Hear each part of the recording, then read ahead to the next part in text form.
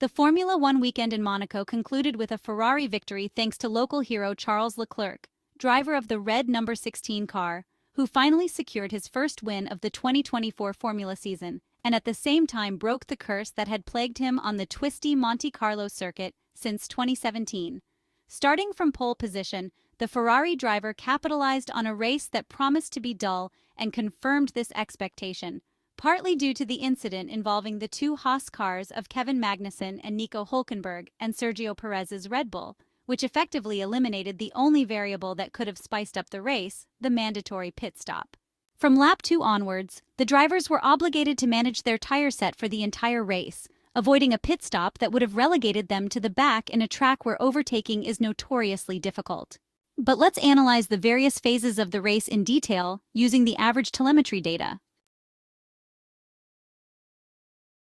We do this by focusing on the top 4 finishers, the Ferrari duo interspersed with the McLaren duo. Starting on medium compounds, they decided to switch to the hardest tires after the red flag at the start to finish the Grand Prix. This situation at least provided a good opportunity to analyze the behavior of the two aforementioned cars under the same strategy on the circuit with the lowest average speed in the Formula One Championship, a track where the MCL38 needed to confirm improvements made in slow sections with the updated car. Meanwhile, the Maranello team aimed to disprove claims that the updated version of the SF-24 was less performant than the base version, both in terms of handling and traction. The first two-thirds of the Monaco Grand Prix proceeded very linearly, with the top 4 drivers separated by mere tenths on the track and hundredths in lap times. During this phase, some differences between the cars became evident due to both the natural characteristics of the cars and tire management carried out in different parts of the circuit. Charles Leclerc was the slowest on all straights because he lacked slipstream and DRS, unlike his rivals who had time to study the rear of the car ahead for much of the F1 Grand Prix. At Saint-Devote, Turn 1, the 4 drivers showed different approaches, with Charles Leclerc entering faster, the McLaren cars quicker at mid-corner, and Carlos Sainz better in traction on exit. The Spaniard overall navigated it better. At Massenet and Casino, namely turns 3 and 4, some preferred entry speed, while others focused on exit speed, with the Monegasque driver carrying higher average speed through the left-right compared to his rivals, followed closely by Oscar Piastri, who was the closest to him. Unsurprisingly, the Australian clocked the fastest first sector time. He does so by a few thousandths over the Ferrari SF-24 cars and by a few hundredths over his teammate, confirming that the gaps are indeed minimal, as we mentioned earlier. Now we enter the more tortuous part of the track, where McLaren confirms the progress made since the introduction of their update at the Miami Grand Prix. The papaya-colored F1 car shows the highest minimum speed at mid-corner throughout the section in question. Conversely, the two Ferraris seem to favor traction on exit from Mirabeau-Basse, Turn 7, and especially from Portier, Turn 8, which launches them into the tunnel with a significantly better boost. At the Port Chicane, the difference that Charles Leclerc SF-24 maintains in this section is evident, braking harder on entry, maintaining speed through the corner, and accelerating earlier on exit. This allows him to gain a lot and reach Tabak with a higher speed. Turn 12, which is tackled by the two McLarens at higher speeds, especially by Lando Norris, marks the beginning of a portion of the track where both Ferrari cars seem to manage their tires better compared to their competitors, particularly with Carlos Sainz using the brakes. The second sector ends with Charles Leclerc consistently clocking the best time, highlighted by a perfectly executed Nouvelle chicane, aided by traction that Ferrari seems to have rediscovered. The Monegasque driver leads by a few hundredths over Oscar Piastri, followed by Lando Norris and Carlos Sainz within a tenth. The third sector features one of the thrilling points of the track, one of many, the entry to the swimming pool. In this part of the circuit, none of the 4 drivers make a significant difference, likely to avoid getting too close to the inner guardrail that has caused many accidents over the years. Carlos Sainz seems to approach it more cautiously than the others. The last 2 corners, Rascasse and Anthony Nogas, reflect what we have seen throughout the race, with Lando Norris's McLaren MCL38 faster at mid-corner and Ferrari focused on maximizing the exit onto the start-finish straight. Overall, Oscar Piastri proves to be the fastest. The third and final sector concludes with a purple sector time from the Australian driver, leading the other 3 by a few hundredths, who are incredibly separated by just a thousandth. Overall, the first 57 laps show absolute balance, with the top four closely matched, and in particular, the two Ferrari cars playing a strategic game. As we heard from the team radio messages, Charles Leclerc was instructed to match George Russell's lap times, aiming to keep the pit stop window open. This gap had formed during the race due to the Mercedes driver's need to make his medium tire last until the end of the race.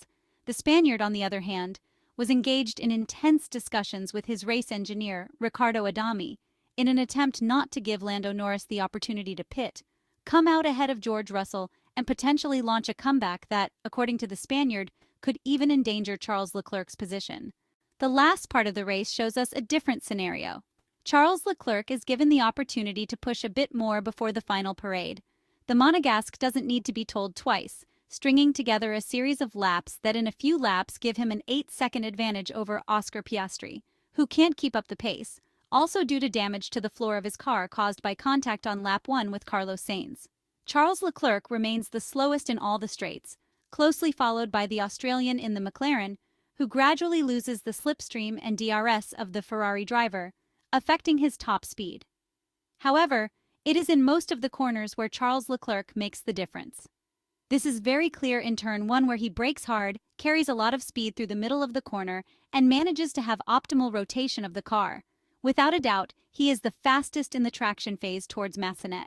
This part of the track is taken at a lower speed compared to his rivals, but it allows him to have a very good run-in and exit from Casino, resulting in him being the fastest in that section on average, as already seen in the first part of the race. Despite this, the first split time favors Oscar Piastri, who on average is a few hundredths ahead of the Monegasque talent and his Maranello teammate, with the Spanish driver number 55 being the slowest of all. In the middle sector, as before, Charles Leclerc makes the difference again, matching the McLaren's minimum speeds in the slow turns 5, 6, 7, 8, and maintaining the slingshot traction that launches him as quickly as possible towards the tunnel. The port chicane always sees the Monegasque as the protagonist, then moving towards Tabac, turn 12, where McLaren continues to be the reference, reaching the end of the second split time where Charles Leclerc sets the fastest sector time of the day, gaining a 10th on his Maranello teammate, about 0.25 seconds on Lando Norris, and 0.3 seconds on Oscar Piastri. It is evident that the gap has widened, mainly thanks to Charles Leclerc's step forward in the very twisty section before the tunnel. Curves 13, 14 once again feature a particular tire management by Ferrari, this time with the Monegasque driver, who seems to want to give the tires a breather. This management, however, lasts little because he returns to being the fastest both at the swimming pool and in the last two corners, both in cornering and on exit, closely followed by his teammate. It is no coincidence that Carlos Sainz is the fastest in the final sector, ahead of Lando Norris by a few thousandths, Charles Leclerc by about 0.1 seconds, a gap that was created due to the lift at Louis Chiron, and Oscar Piastri by 0.2 seconds. The Australian seems to be struggling significantly in the slow sections, at least in the final phase of the race. At the finish line, the fastest is the Monegasque in the number 16 Ferrari, overall ahead by about 0.15 seconds over his teammate, slightly less than 0.2 over Lando Norris, and almost 0.4 over Oscar Piastri, who is clearly in difficulty at the end. The last 20 laps highlight a superior Ferrari in terms of pace compared to the rivals, which, once freed from any doubts related to tire duration and potential windows to keep or not to give to the competitors, has confirmed what everyone expected. The updated SF-24 single-seater proved to be the absolute dominator of the Monaco weekend, with Charles Leclerc aware of the mental step, and above all, with many points recovered in both Formula One championships. And now the question that haunts the minds of the fans: can we dream of something more for the current championship? We just have to wait and hope.